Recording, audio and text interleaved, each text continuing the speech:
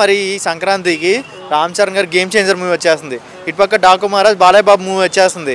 మరి ఈసారి ఏ సినిమా చూస్తారు, బాలయ్య బాబా రామ్ చరణ్? బాలయ్య బాబు ఏంటి మరి బాలయ్య బాబు మరి ఈసారి సినిమా ఎలా ఉండబోతుంది?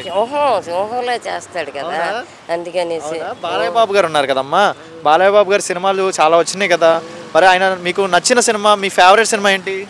సమరసింహారెడ్డి. అదే ఇంకా ఇవన్నీ చాలా ఉన్నాయి.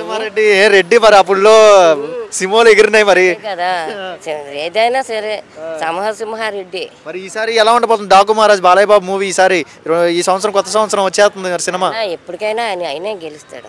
తండ్రి తనడు, తండ్రి తర్వాత తండ్రి ఈయనే. తండ్రి పాలకు వచ్చేసింది. బాలయ్య బాబు గారి సినిమాలు చూస్తుంటే పెద్ద ఎన్టీఆర్ గుర్తొస్తారా? మరి రారేంటి, అసలు నేను ఇప్పుడు చూసేదే పెద్ద ఎన్టీఆర్ సినిమాలే చూస్తాను. రాత్రిపూట వేస్తారు కదా 7ంటికి, అది చూస్తాను.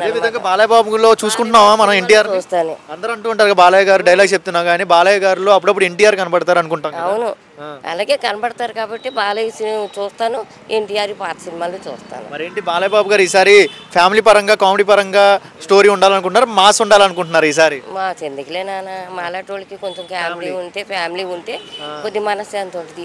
ఈ ఫైటింగ్లు చూసి చూసి గుండెలు గాబరా వచ్చేసినాయి బాబు. బాలయ్య బాబు గారు ఫైటింగ్ చేస్తే గాబరాలు వచ్చేస్తాయా? గాబరా వచ్చేస్తాయి.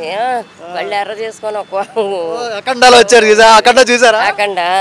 అఖండాలో అలాంటిది కాకుండా కొద్ది ఫ్యామిలీ పరంగా వస్తే చూడాలనిపించింది. మాలాంటి వాళ్ళు, మీలాంటి వాళ్ళకి ఏముంది అలాంటివి కావాలి. అలాంటి నాకు ఫ్యామిలీ కావాలి కానీ మరి ఇప్పుడు బాలయ్య బాబు ఉన్నారు కదా, ఇప్పుడు మా మనవడు ఉన్నాడు, రాకాసుడు ఉన్నాడు, ఆ రాకాసుడికి అలాంటివి కావాలి. మా అబ్బాయి ఉన్నాడు, ఇలాంటి వాడికి మా సింహ బాలకృష్ణ అయితే పడిపోతాడు. మా అబ్బాయి మా బాలకృష్ణ బాలయ్య మరి ఏంటి ఆయన ఏజ్ పెరిగే కొద్దీ డైనమిక్ గా కనపడుతున్నారు ఏంటి లుక్స్? అదే కదా, అందుకే ఆయనలో ఉన్న టాలెంట్ అది బాలయ్య బాబు. సరే సంక్రాంతికి కుటుంబంతో వెళ్ళడానికి రెడీగా ఉన్నారా డాకు మహారాజ్ మూవీకి? ఏమో ఇంకా చెప్పలేము, సినిమాలకి వెళ్ళట్లేదు కదా, ఇంట్లో వేస్తే చూస్తున్నాం. బాగా ఇష్టం కదా, యాడ్స్ చూస్తాం. బాలయ్య గారితో. బ్రదర్ మీ నేమ్ ఏంటి?